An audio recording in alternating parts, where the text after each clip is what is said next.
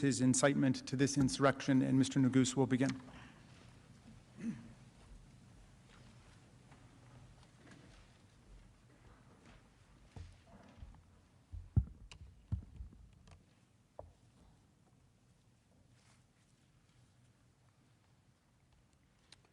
Mr. President, distinguished senators, good afternoon.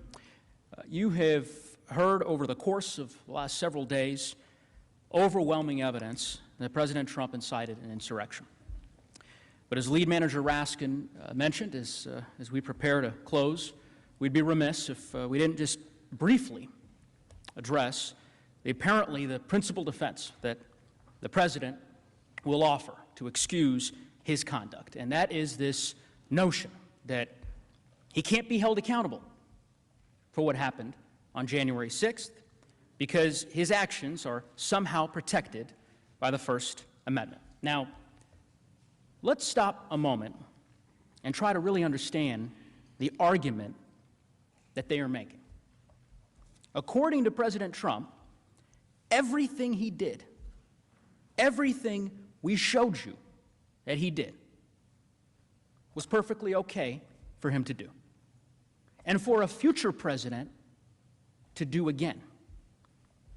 And the Constitution, apparently, in their view, forbids you from doing anything to stop it. That can't be right. It can't be. And it isn't right. Their argument is meant as a distraction.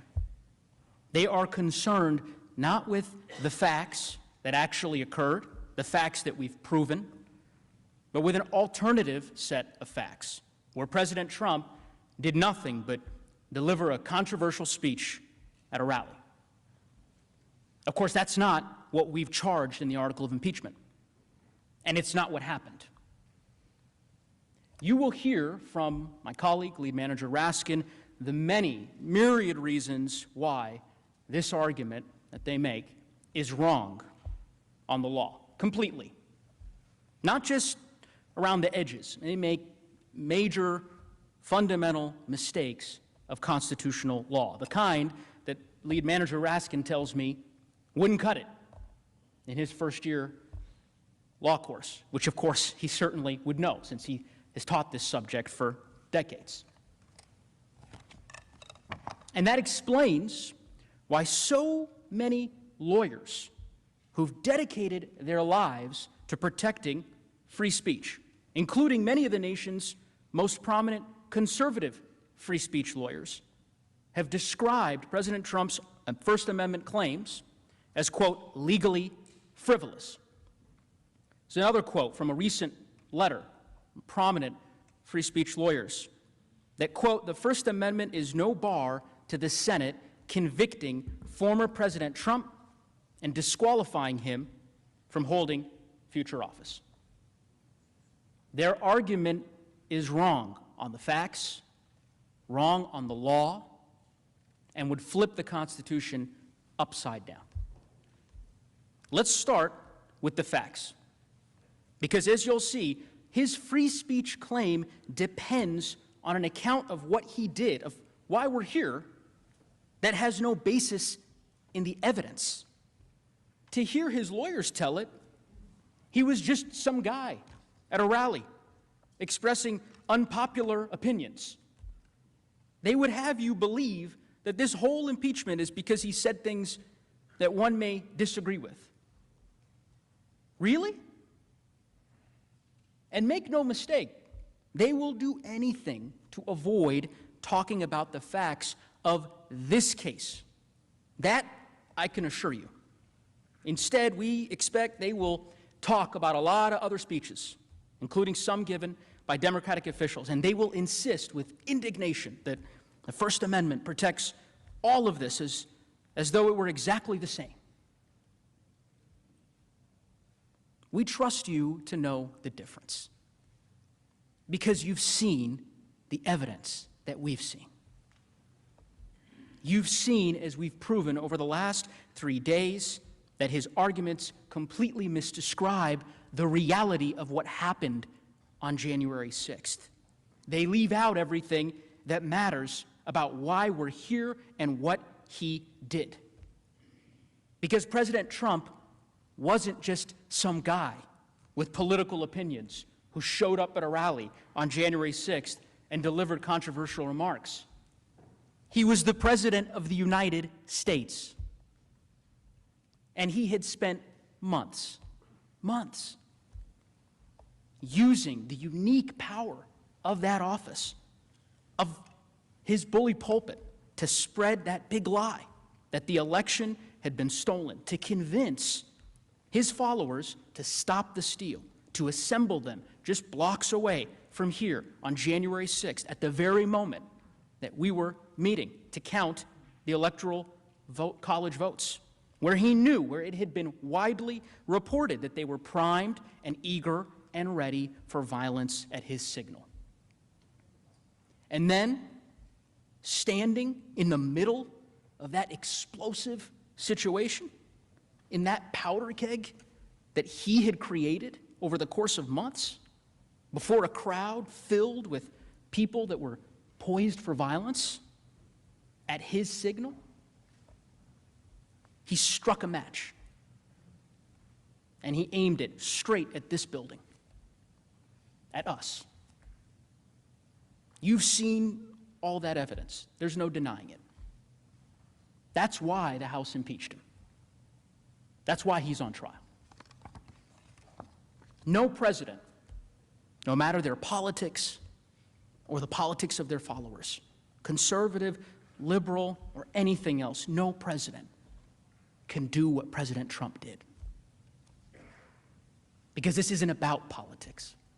It's about his refusal to accept the outcome of the election and his decision to incite an insurrection. And there's no serious argument that the First Amendment protects that. And it would be extraordinarily dangerous for the United States Senate to conclude otherwise. To tell future presidents that they can do exactly what President Trump did and get away with it. To set the precedent that this is an acceptable, now a constitutionally protected way to respond to losing an election. And you'll notice something, certainly something Lead Manager Raskin and I noticed, which is that by all accounts, it doesn't appear that President Trump's lawyers disagree. I mean, they don't insist that if the facts we've charged, the facts that we have proven, the facts supported by overwhelming evidence are true, as of course you now know they are, that there's nothing you can do. They're not arguing that it's okay for a person to incite a mob to violence. At least I don't think they're arguing that. Instead, what they are doing is offering a radically different version of what happened that day, totally inconsistent with the evidence. And then they insist that if that fictional version of events, if that alternate reality were true, well then he may be protected by the First Amendment. That's their argument.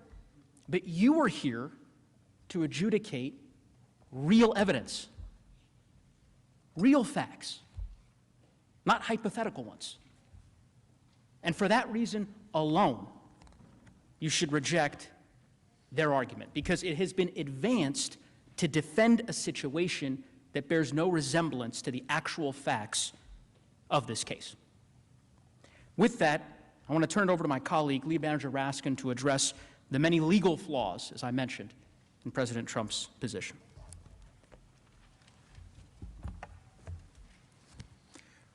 So Mr. Neguse just explained why President Trump's last-ditch First Amendment arguments got nothing to do with the actual facts of the case. He's been impeached for inciting violent insurrection against the government. Incitement to violent insurrection is not protected by free speech. There is no First Amendment defense to impeachment for high crimes and misdemeanors. The idea itself is absurd. And the whole First Amendment smokescreen is a completely irrelevant distraction from the standard of high crimes and misdemeanors governing a president who has violated his oath of office. Yet, President Trump, we know, has a good way of treating up as down and wrong as right.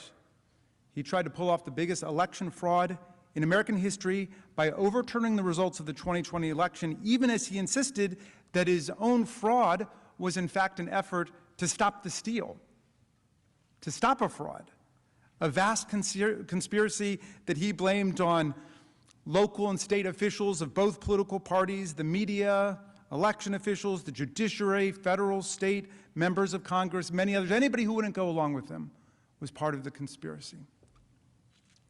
He violated his own oath of office by inciting mob violence to prevent Congress from counting the Electoral College votes as we're assigned to do by the 12th Amendment and the Electoral Count Act, even as he attacked Vice President Pence at a rally for violating his oath of office and going along with an egregious assault on democracy.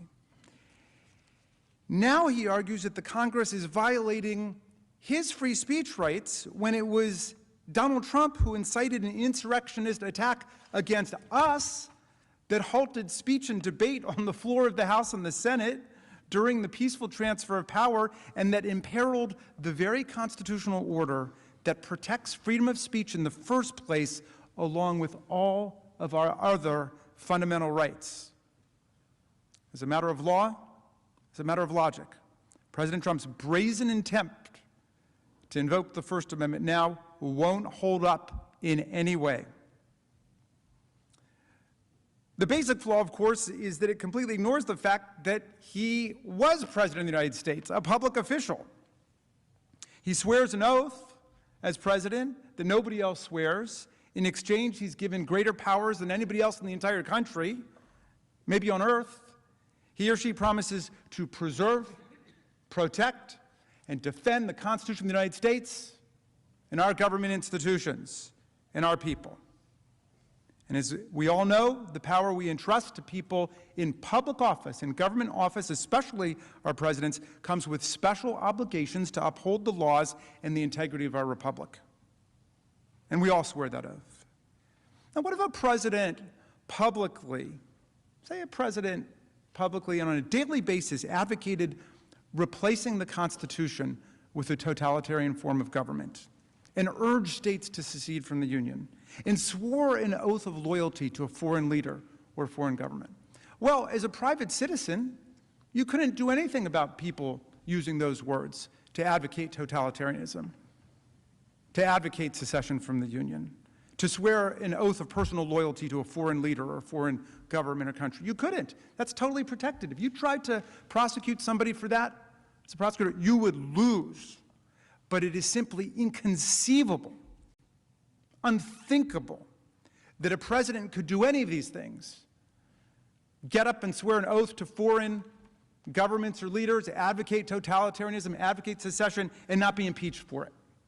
It's just unthinkable that that could happen. Would that violate their First Amendment rights?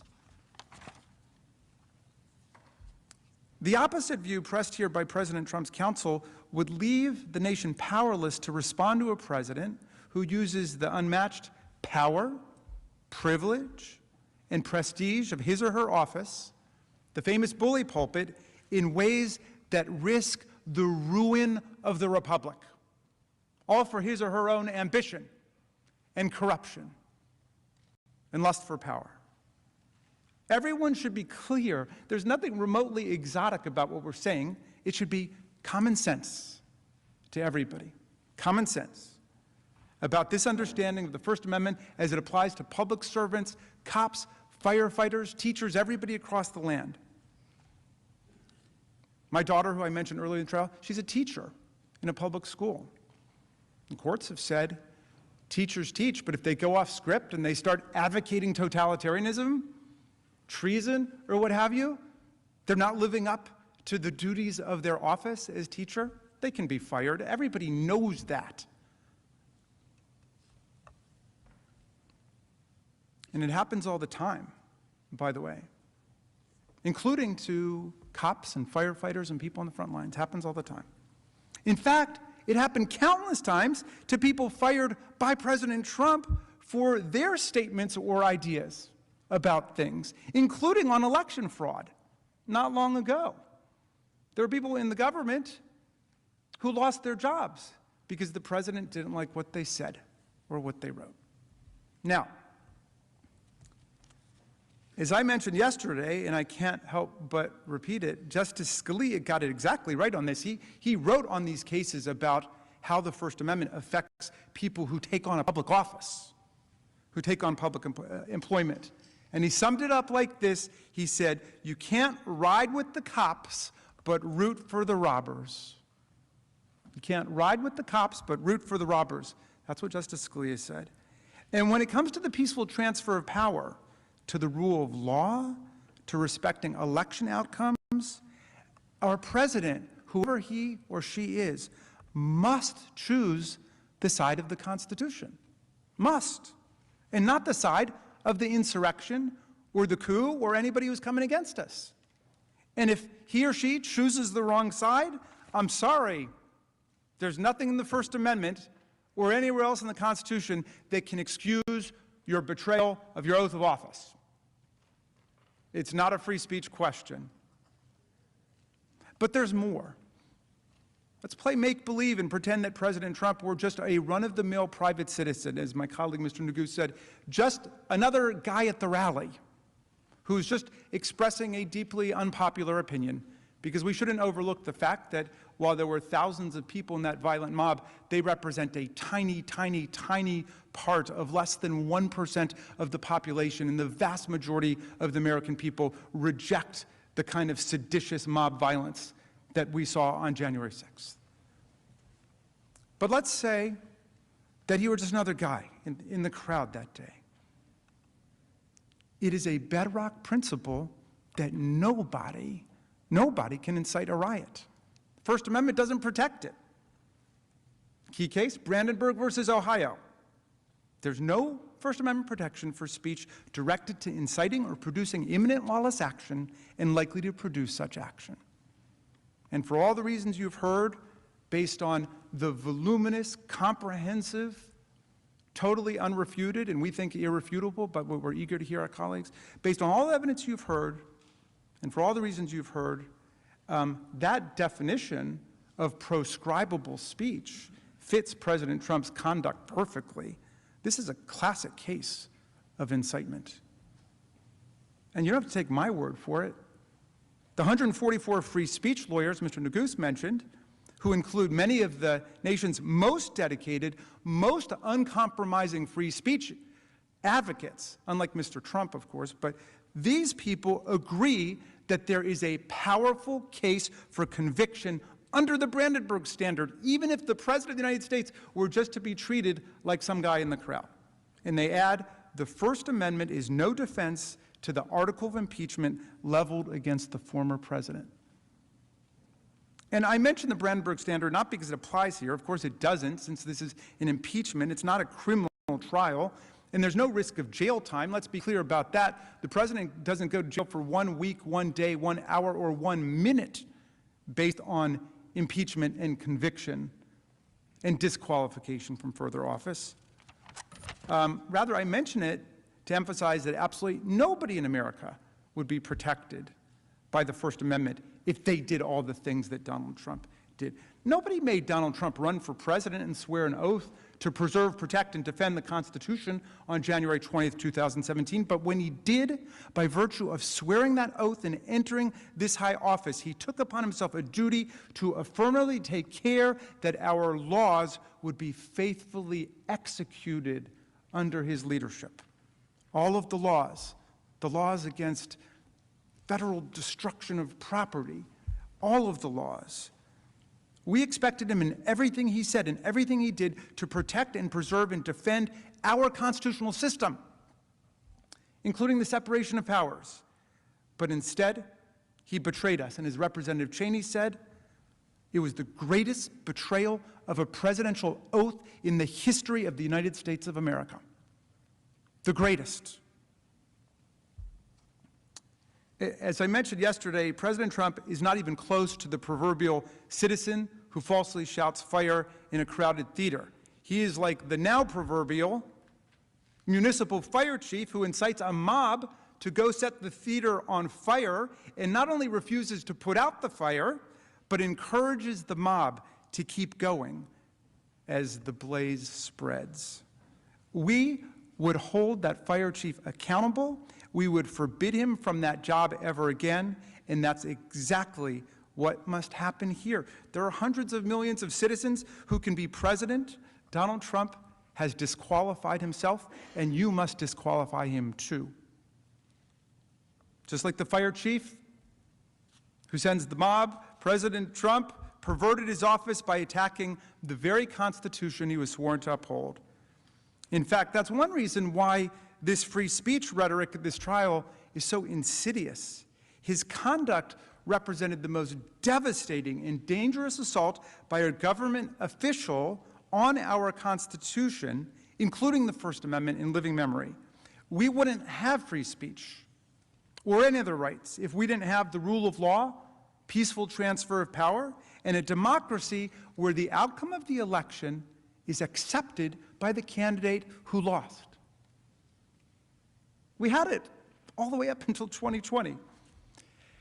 And the central purposes of the First Amendment are democratic self-government and civic truth-seeking, two purposes that President Trump sought to undermine, not advance, in the course of his conduct, as we have definitively demonstrated at this trial. The violence he incited threatened all of our freedoms.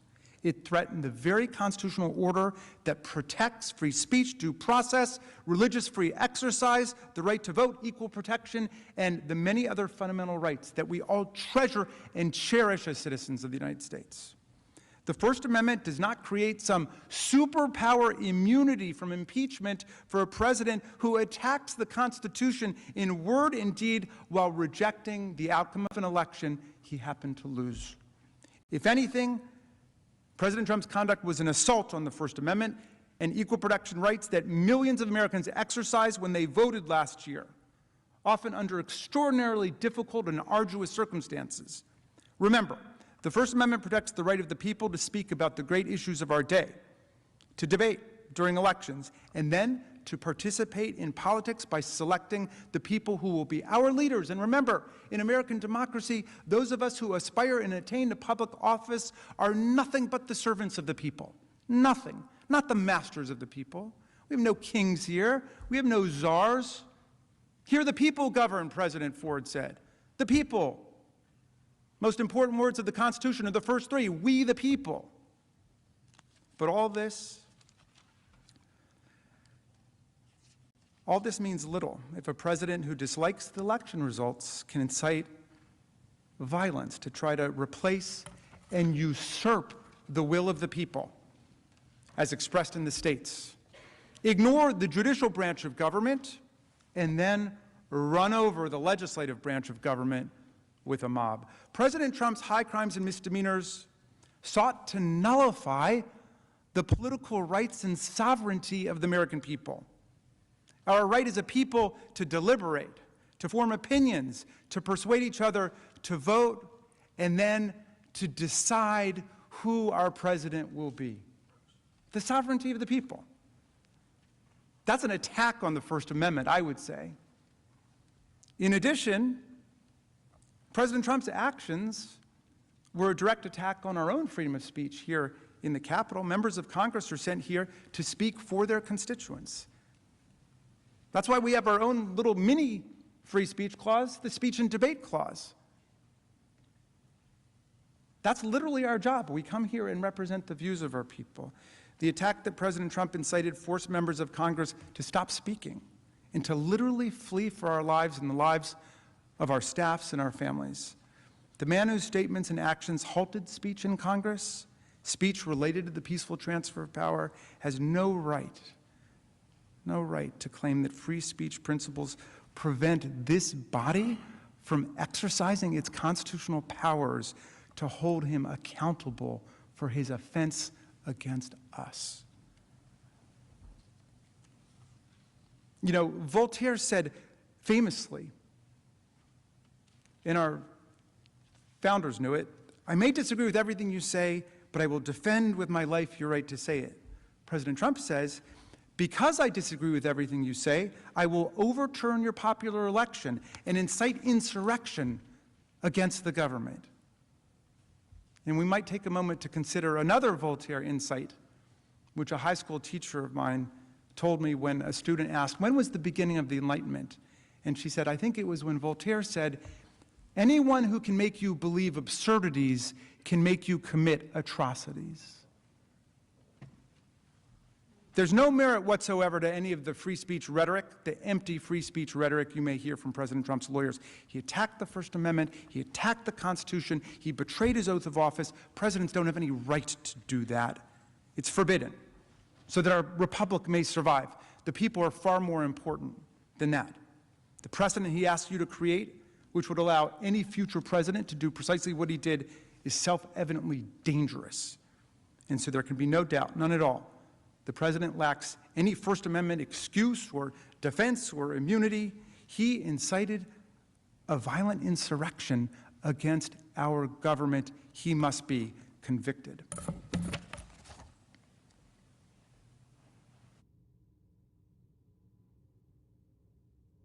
And now I'm going to call up Representative Dean, who will explain why, contrary to the president's claims, the House provided him with all the process that was due to him in this impeachment process. Oh, I'm sorry, Mr. Liu is going to do that.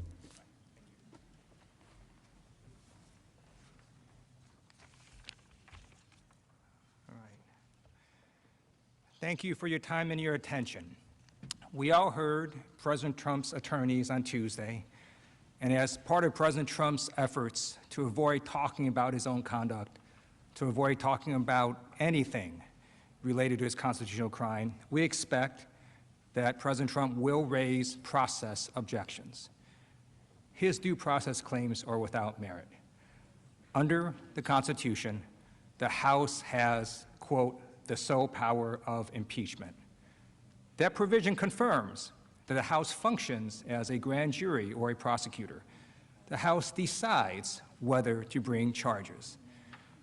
Now, in other impeachment cases, the House has provided certain deliberative and procedural privileges to the person being impeached, but those are exactly that, privileges.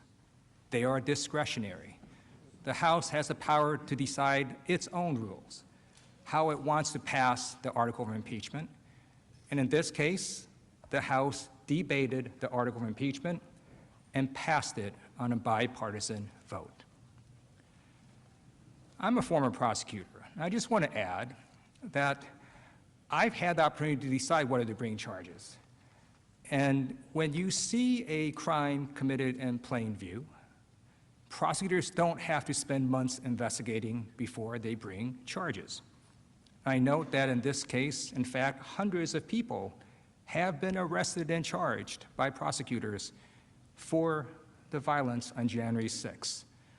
There was no reason for the House to wait to impeach the man at the very top that incited the violence.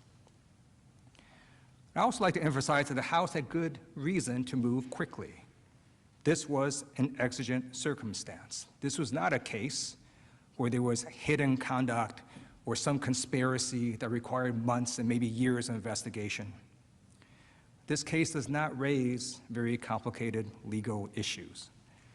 The gravity of the president's conduct demanded the clearest of responses from the legislature, particularly given that the president was still in office at the time the House approved this article, and rumors of further violence echoed around the country. They still do. There must be absolutely no doubt that Congress will act decisively against a president that incites violence against us. That is why the House moved quickly here. And President Trump, who created that emergency, cannot be heard to complain that the House impeached him too quickly for the emergency he caused. Another point on the due process question. Earlier in this trial, President Trump's attorneys suggested that the House somehow deliberately delayed the transmission of this article of impeachment. That is simply not accurate. When the House adopted this article of impeachment on a bipartisan vote, we were ready to begin trial. But the Senate was not in session at the time. And when we inquired as to our options, Senate officials told us clearly and in no uncertain terms that if the clerk of the House attempted to deliver the article of impeachment to the Secretary of the Senate before the Senate reconvened, that the clerk of the House would have been turned back at the door. That's why the trial did not begin then. It's another reason why the President's objections of due process are meritless. And finally, let me just conclude that you all are going to see and have seen a full presentation of evidence by the House, and you're going to hear a full presentation by the President's attorneys. You're going to be able to ask questions. The Senate has the sole power to try all impeachments. President Trump is receiving any and all process that he is due right here in this chamber.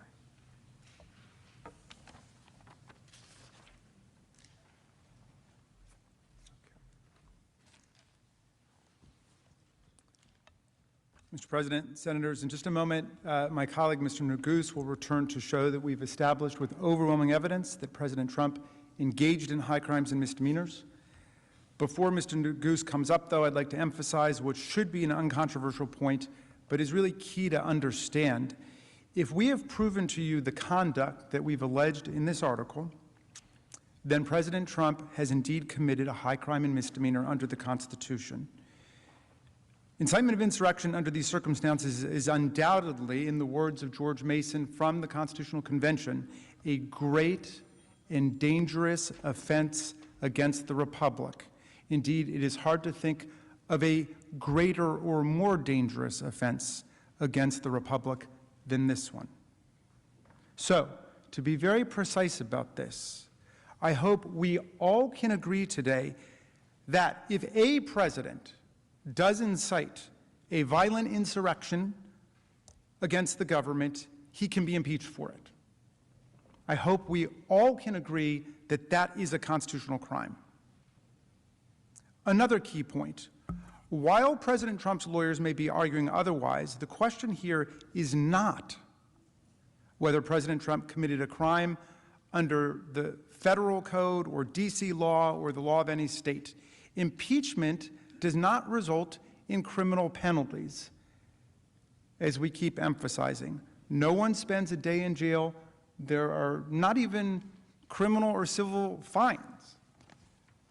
Centuries of history, not to mention the constitutional text, structure, and original intent and understanding, all confirm the teaching of James Wilson, another framer who wrote that impeachments and offenses come not within the sphere of ordinary jurisprudence. Simply put, impeachment was created for a purpose separate and distinct from criminal punishment.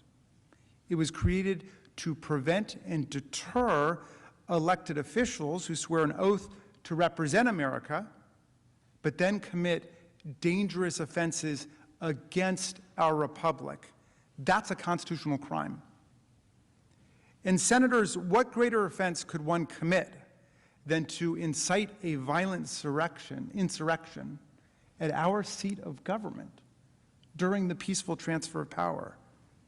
In circumstances where violence is foreseeable, where a crowd is poised for violence to provoke a mob of thousands to attack us with weapons and sticks and poles, to bludgeon and beat our law enforcement officers and to deface these sacred walls and to trash the place, and to do so while seeking to stop us from fulfilling our own oaths, our own duties to uphold the Constitution by counting the votes from our free and fair elections, and then to sit back and watch in delight as insurrectionists attack us, violating a sacred oath and engaging in a profound dereliction and desertion of duty? How can we assure that our Commander-in-Chief will protect, preserve, and defend us and our Constitution if we don't hold a president accountable in a circumstance like this? What is impeachable conduct if not this? I challenge you all to think about it. If you think this is not impeachable, what is? What would be? If President Trump's lawyers endorse his breathtaking assertion that his conduct in inciting these events was totally appropriate, and the Senate acquits Donald Trump, then any president could incite and provoke insurrectionary violence against us again. If you don't find this a high crime and misdemeanor today, you have set a new terrible standard for presidential misconduct in the United States of America. The only real question here is the factual one. Did we prove that Donald Trump, while President of the United States, incited a violent insurrection against the government? Incitement, of course, is an inherently fact-based and fact-intensive judgment, which is why we commend you all for your scrupulous attention to everything that took place. But we believe that we have shown you overwhelming evidence in this case that would convince anyone using their common sense that this was indeed incitement, meaning that Donald Trump's conduct encouraged violence, the violence was foreseeable, and he acted willfully in the actions that encouraged violence. Mr. Neguse will take you through that evidence again. Not the whole thing, we're almost done. We're almost done, but we don't want it to be said, they never proved this or they never proved that, because my magnificent team of managers has stayed up night after night after night through weeks to compile all of the factual evidence, and we have put it before you, and we have put it before all of you in this public trial, because we love our country that much. Mr. Neguse will show you that we've proven our case and that President Trump committed this impeachable offense that we impeached him for on January 13th, and that you should convict him. And when he's finished, I will return and explain why it's dangerous for us to ignore this and why you must convict, and then we will rest. Mr. Neguse.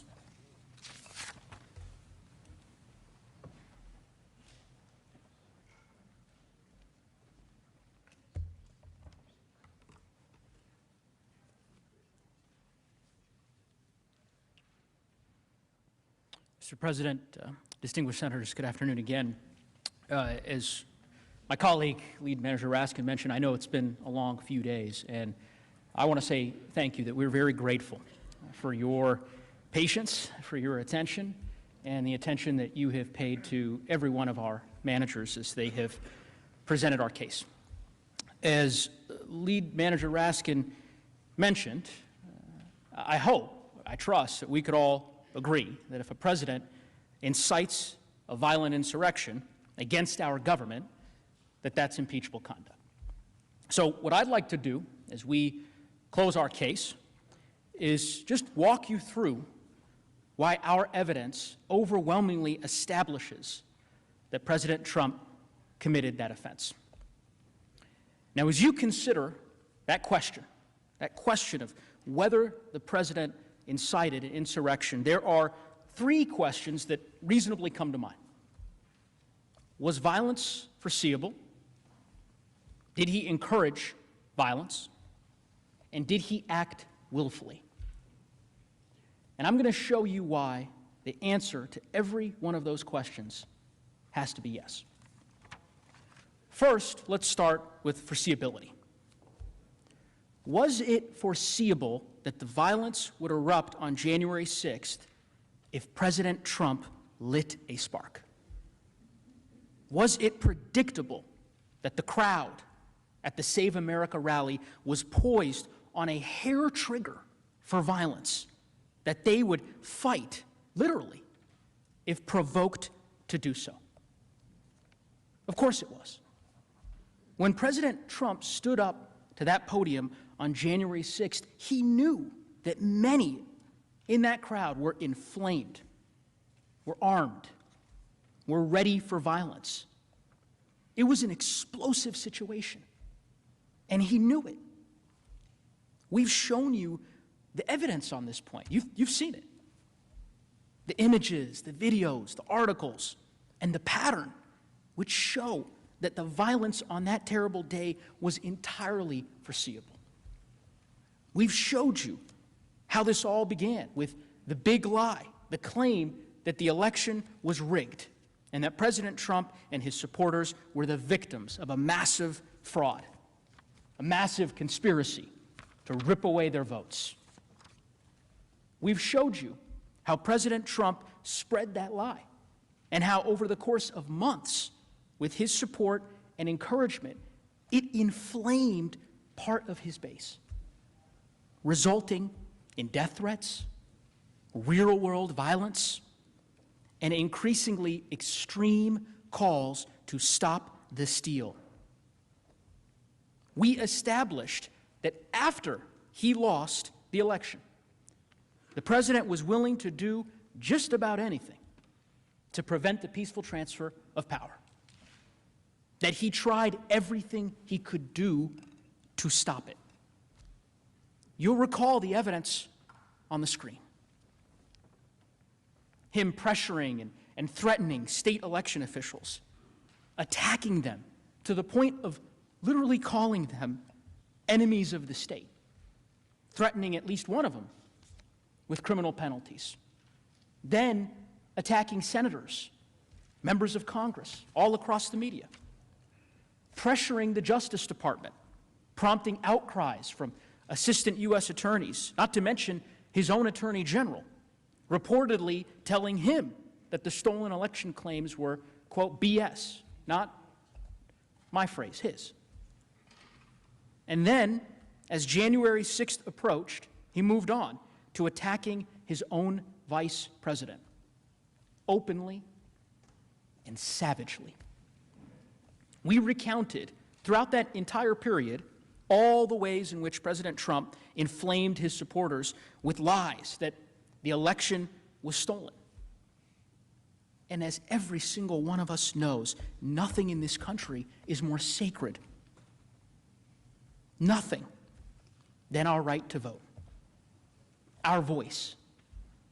And here you have the President of the United States telling his supporters that their voice, that their rights as Americans were being stolen from them, ripped away.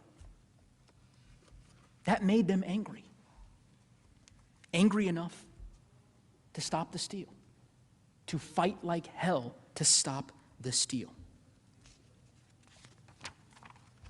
And we showed you this. You saw the endless tweets, the rallies, the statements encouraging and spreading that big lie. You saw that he did this over and over again with the same message each time. You must fight to win it back.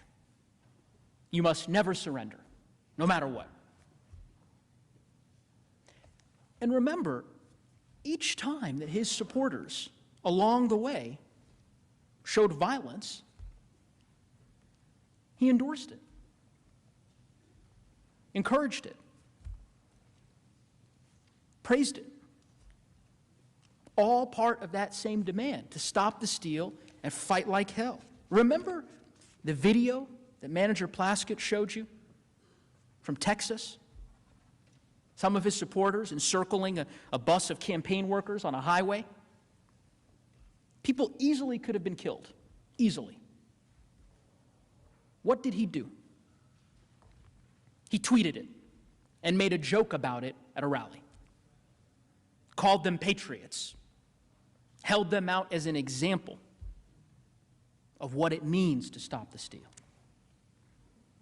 When he told his supporters to stop the steal, they took up arms to literally intimidate officials to overturn the election results. You saw the evidence, and so did he. And he welcomed it. And when President Trump attacked Georgia's Secretary of State for certifying the results, his supporters sent death threats. You saw those in great detail from Manager Dean. What did he do? He attacked the election officials further. When his supporters gathered together to have a second Million MAGA rally, that's the rally that Manager Plaskett showed you, a rally about the stolen election, He tweeted that the fight had just begun. What happened next? It's not rocket science. Fights broke out. Stabbings. Serious violence. Now, President Trump, like all of us, he saw what happened at that rally. He saw all the violence, the burnings, the chaos. How did he respond? He tweeted praise of the event. And then, see it on the screen, he bought $50 million worth of ads to further promote his message to those exact same people. He immediately joined forces with that very same group. He joined forces with the same people that had just erupted into violence. Was violence predictable? Was it obvious that the crowd on January 6th was poised for violence? Prepared for it? Absolutely.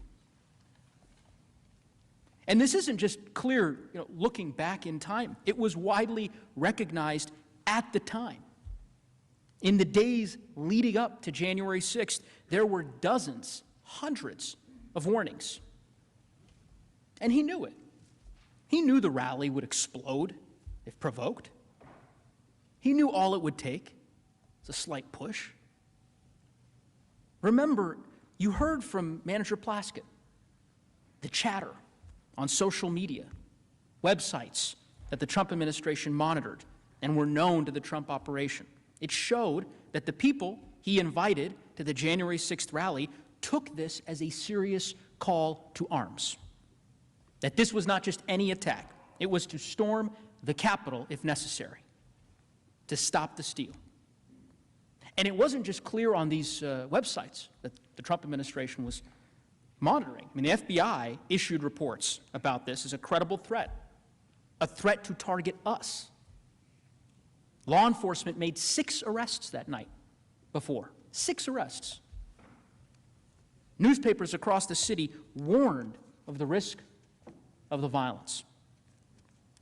There can be no doubt that the risk of violence was foreseeable. And what did he do in the days leading up to the rally? Did he calm the situation? Ask yourself.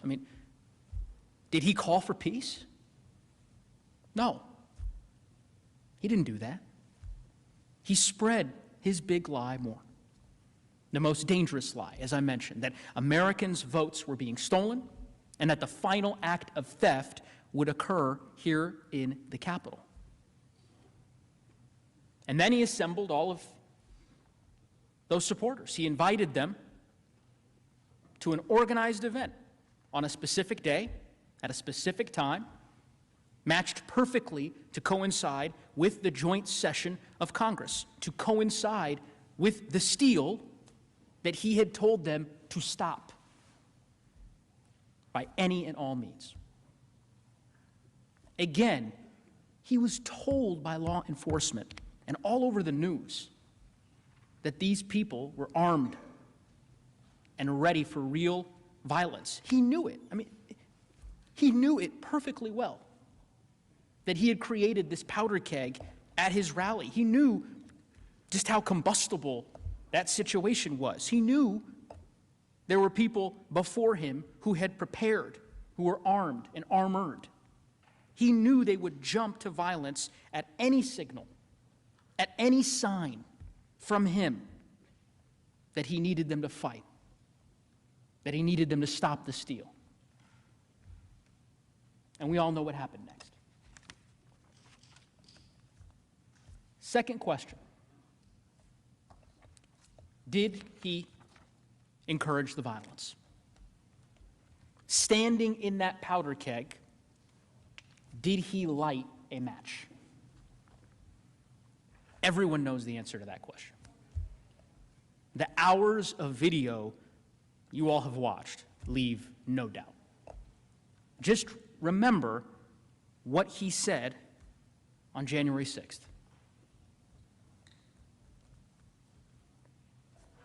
All of us here today do not want to see our election victory stolen. There's never been anything like this. It's a pure theft in American history. Everybody knows it.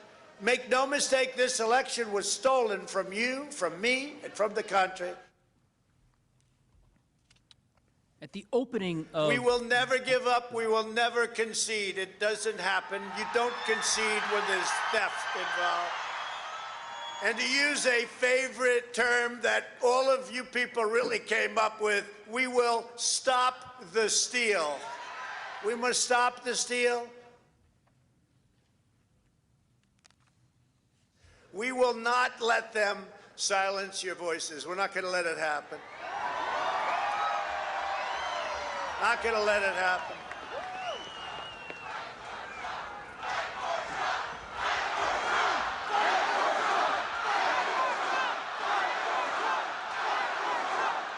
Thank you.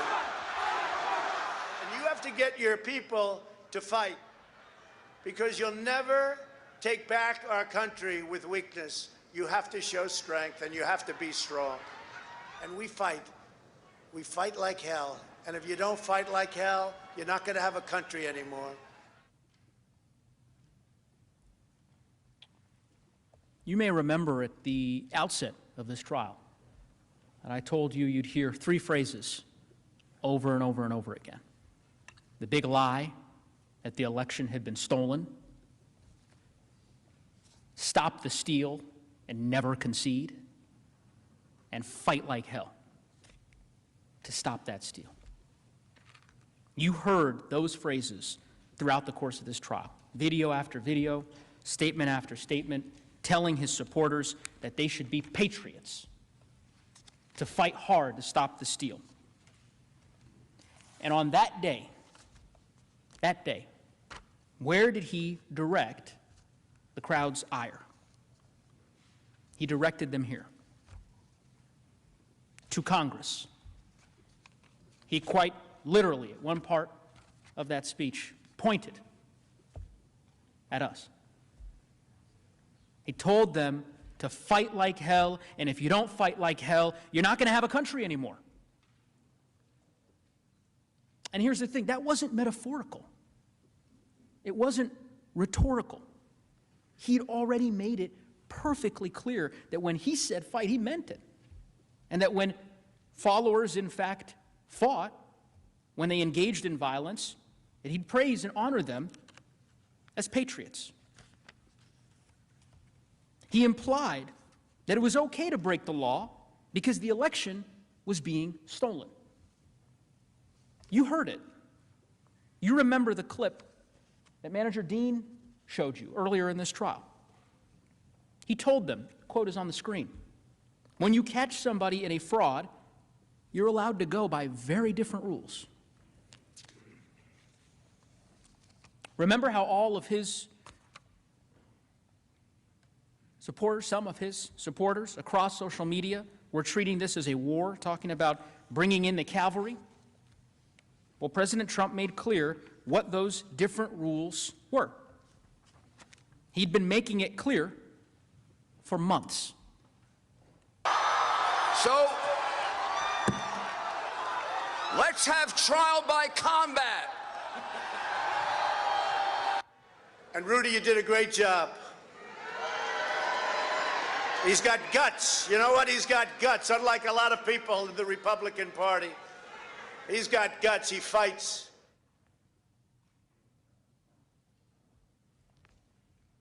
His message was crystal clear. And it was understood immediately, instantly, by his followers. And we don't have to guess. We don't have to guess as to how they reacted. We can look at how people reacted to what he said. You saw them. And you saw the violence. It's pretty simple. He said it, and they did it. And we know this because they told us. They told us in real time during the attack. You saw the affidavits the interviews, on social media, on live TV. They were doing this for him because he asked them to. And it wasn't just insurrectionists who confirmed this. Many, many people, including current and former officials, immediately recognized that the president had incited the crowd, that he alone was capable of stopping the violence, that he did this and he had to call it off because he was the only one who could. Let's see what Representative McCarthy, Representative Gallagher, Chris Christie, Representative Kinzinger, and Representative Katko had to say. I could not be sadder or more disappointed with the way our country looks at this very moment. People are getting hurt. Anyone involved in this, if you're hearing me, hear me very loud and clear. This is not the American way. Mr. President, you have got to stop this. You are the only person who can call this off. Call it off. Pretty simple. The president caused this protest to occur. He's the only one who can make it stop. What the president said is not good enough. The president has to come out and tell his supporters to leave the Capitol grounds and to allow the Congress to do their business peacefully. And anything short of that is an abrogation of his responsibility. You know, a guy that knows how to tweet very aggressively on Twitter, puts out one of the weakest statements in one of the saddest days in American history. The president's role in this insurrection is undeniable, both on social media ahead of January 6th and in his speech that day. He deliberately promoted baseless theories, creating a combustible environment of misinformation and division. To allow the President of the United States to incite this attack without consequences is a direct threat to the future of this democracy. Did the president encourage violence? Yes. No doubt that he did. Final question. Did the president act willfully in his actions that encouraged violence? Well, let's look at the facts. He stood before an armed, angry crowd known to be ready for violence at his provocation. And what did he do? He provoked them. He aimed them here, told them to fight like hell. And that's exactly what they did. And his conduct throughout the rest of that terrible day really only confirms that he acted willfully. I mean, that he incited the crowd and then engaged in a dereliction of duty while he continued inflaming the violence. And again, we don't have to guess what he thought because he told us. Remember the video he released at 4:17 p.m.? Lead Manager Raskin showed that to you yesterday. The one where he said, quote, "We had an election that was stolen from us." Remember the tweet that he put out just a couple hours later, 6:01 p.m. on January 6th. You've seen it many times. You can see it on the slide. That these are the things that happen when a sacred landslide election victory is so unceremoniously and viciously stripped away. That is what he was focused on. Spreading the big lie and praising the mob that attacked us and our government. You heard Manager Cicilline describe reports. The president was delighted, enthusiastic, confused that others didn't share his excitement as he watched the attack unfold on TV. He cared more about pressing his efforts to overturn the election than he did about saving lives, our lives. Look at what President Trump did that day after the rally. It's important. He did virtually nothing. We've seen, Manager Castro mentioned this, that when President Trump wants to stop something, he does so simply, easily, quickly. But aside from 4 tweets and a short clip during the over 5-hour-long attack, he did nothing. On January 6th, he didn't condemn the attack, he didn't condemn the attackers, didn't say that he would send help to defend us or defend law enforcement. He didn't react to the violence with shock or horror or dismay as we did. He didn't immediately rush to Twitter and demand in the clearest possible terms that the mob disperse, that they stop it, that they retreat. Instead, he issued messages in the afternoon that sided with them. The insurrectionists who had left police officers battered and bloodied. He reacted exactly the way someone would react if they were delighted, and exactly unlike how a person would react if they were angry at how their followers were acting.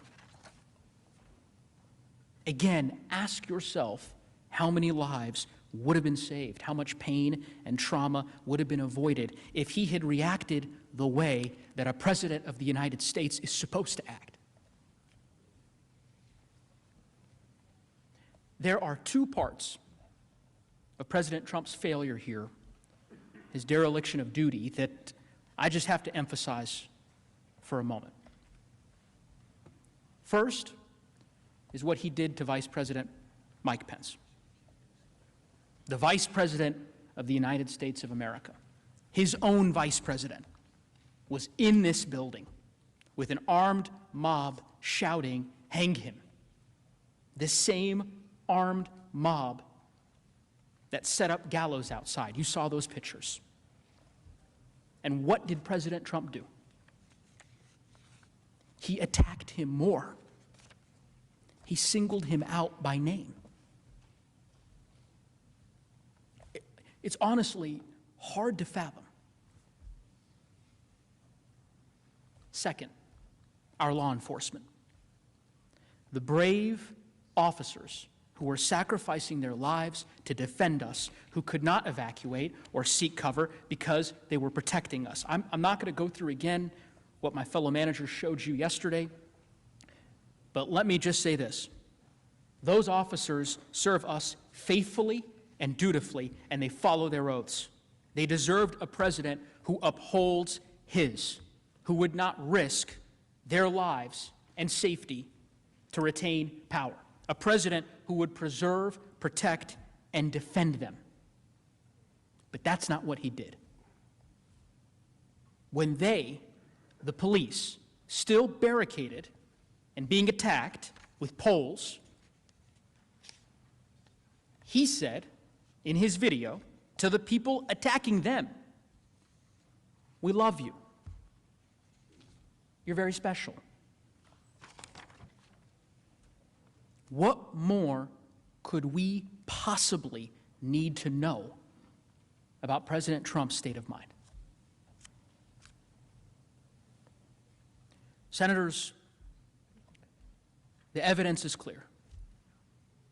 We showed you statements, videos, affidavits that prove President Trump incited an insurrection that he alone had the power to stop. And the fact that he didn't stop it, the fact that he incited a lawless attack and abdicated his duty to defend us from it, the fact that he actually further inflamed the mob, further inflamed that mob, attacking his vice president while assassins were pursuing him in this Capitol, more than requires conviction and disqualification. We humbly ask you to convict President Trump for the crime for which he is overwhelmingly guilty of. Because if you don't, if we pretend this didn't happen, or worse, if we let it go unanswered, who's to say it won't happen again?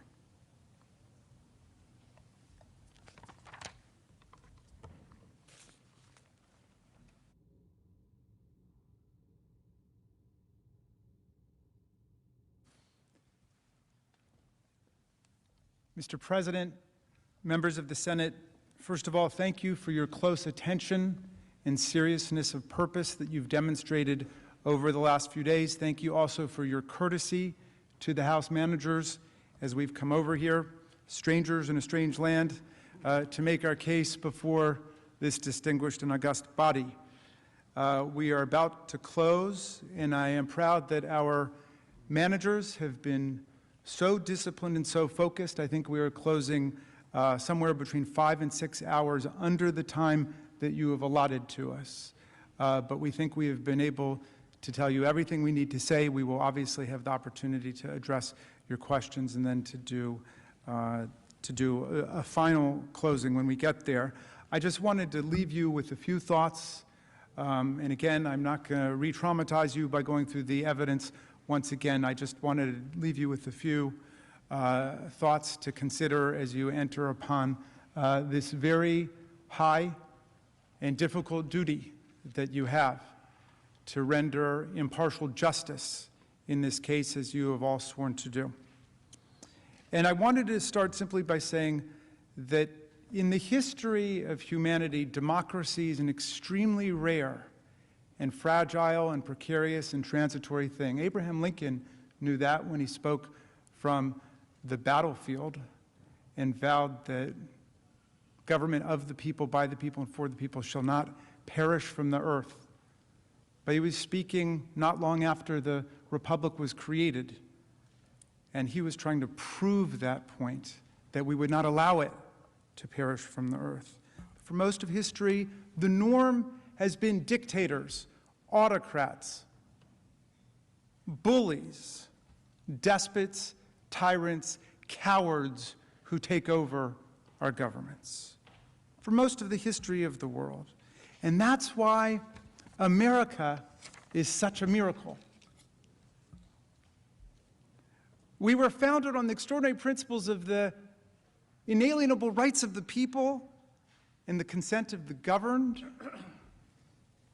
and the fundamental equality of all of us. You know, when Lincoln said, government of the people, by the people, and for the people, and he hearkened back to the Declaration of Independence when he said 7 years ago, he knew that that wasn't how we started. We started imperfectly. We started as a slave republic. Lincoln knew that. But he was struggling to make the country better. And however odd the founders were as men in their times, they inscribed in the Declaration of Independence and the Constitution all the beautiful principles that we needed to open America up to successive waves of political struggle and constitutional change and transformation in the country. So we really would become something much more like Lincoln's beautiful vision of government of the people, by the people, and for the people, the world's greatest multiracial, multi-religious, multi-ethnic constitutional democracy, the envy of the world. As Tom Paine said, an asylum for humanity where people would come. Think about the preamble. Those first 3 words, pregnant with such meaning, we the people. And then all of the purposes of our government put into that one action-packed sentence. We the people, in order to form a more perfect union, establish justice, ensure domestic tranquility, provide for the common defense, promote the general welfare, and preserve to ourselves and our posterity the blessings of liberty. And then, right after that first sentence, the mission statement for America in the Constitution, what happens? Article 1. The Congress is created. All legislative powers herein are reserved to the Congress of the United States. You see what just happened? The sovereign power of the people to launch the country and create the Constitution flowed right into Congress. And then you get, in Article 1, Section 8, comprehensive, vast powers that all of you know so well. The power to regulate commerce domestically, internationally. The power to declare war. The power to raise budgets and taxes and to spend money. The power to govern the seat of government, and on and on and on. And then even in Article 1, Section 8, Clause 18, and all other powers necessary and proper to the execution of the foregoing powers. That's all of us. And then you get to Article 2, the President, 4 short paragraphs. And the 4th paragraph is all about what? Impeachment. How you get rid of a president who commits high crimes and misdemeanors. But what's the core job of the president? To take care that the laws are faithfully executed. And our framers were so fearful of presidents becoming tyrants and wanting to become kings and despots that they put the oath of office right into the Constitution. They inscribed it into the Constitution to preserve, protect, and defend the Constitution of the United States. We've got the power to impeach the president. The president doesn't have the power to impeach us. Think about that. The popular branch of government has the power to impeach the president. The president does not have the power to impeach us. And as I said before, all of us who aspire and attain to public office are nothing but the servants of the people, and the way the framers would have it is the moment that we no longer acted as servants of the people, but as masters of the people, as violators of the people's rights. That was the time to impeach, remove, convict, disqualify, start all over again, because the interests of the people are so much greater than the interests of one person, any one person, even the greatest person in the country. The interests of the people are what count. Now, when we sit down and we close, our distinguished counterparts, the defense counsel, who have waited very patiently, and thank you, will stand up and seek to defend the president's conduct on the facts, which I think they will. It has already been decided by the Senate on Tuesday that the Senate has constitutional jurisdiction over this impeachment case brought to you by the United States House of Representatives. So we've put that jurisdictional constitutional issue to bed.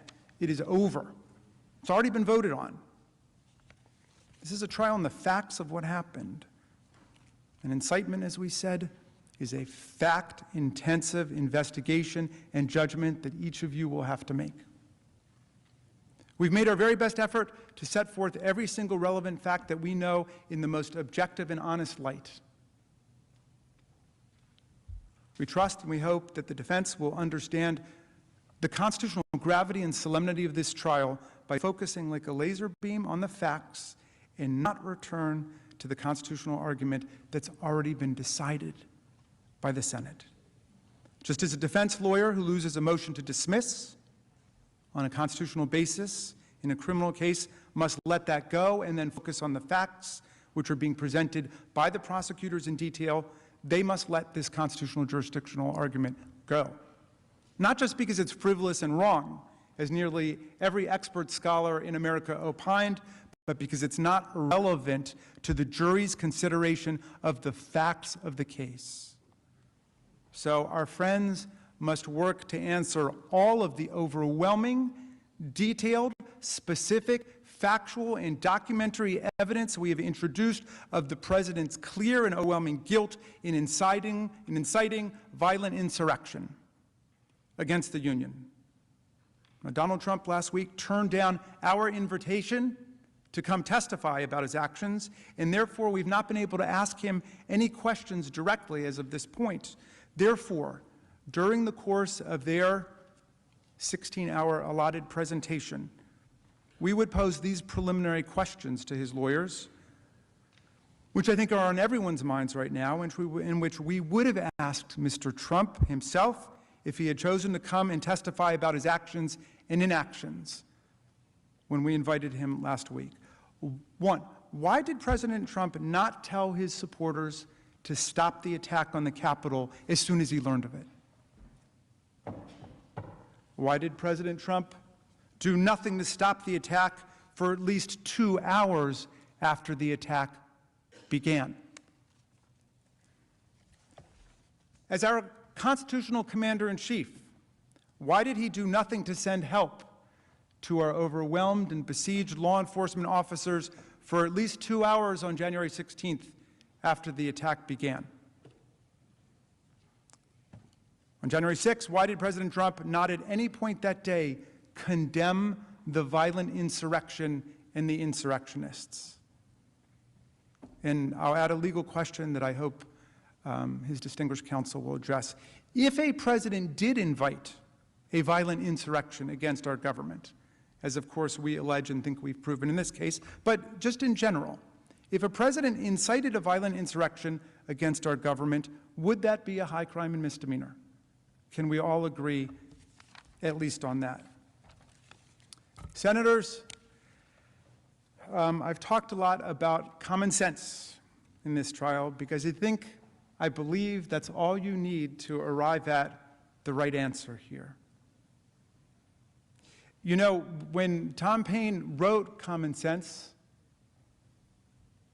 the pamphlet that launched the American Revolution, he said that common sense really meant two different things. One, common sense is the understanding that we all have without advanced learning and education. Common sense is the sense accessible to everybody, but common sense is also the sense that we all have in common as a community. Senators, America, we need to exercise our common sense about what happened. Let's not get caught up in a lot of outlandish lawyers' theories here.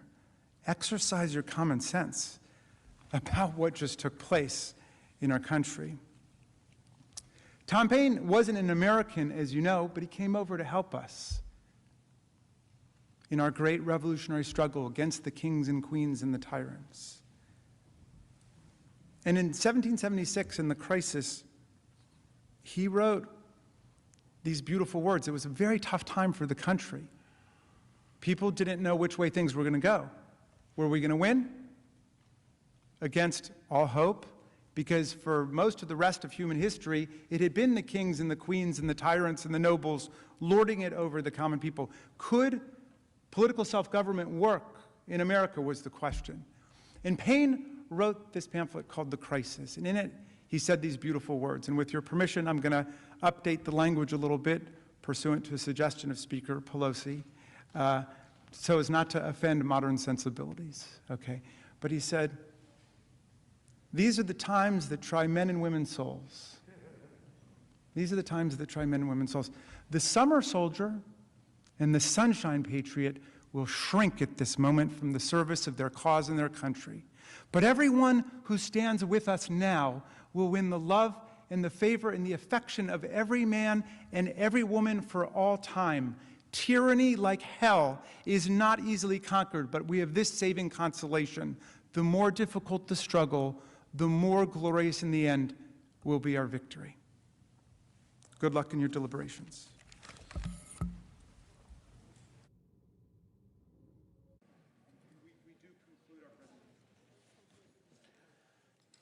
Thank you. Thank you. Now I have...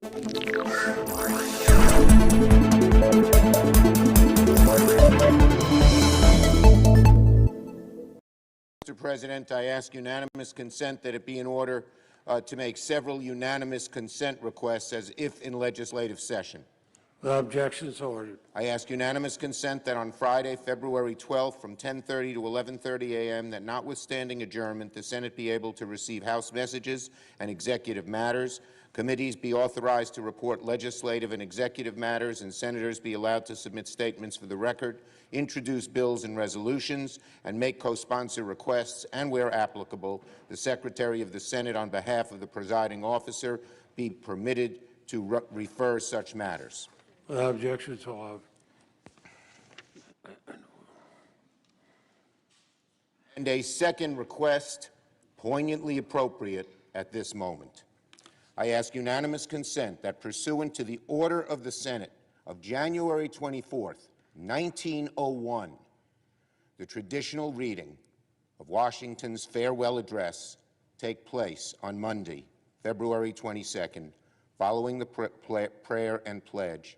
Further, that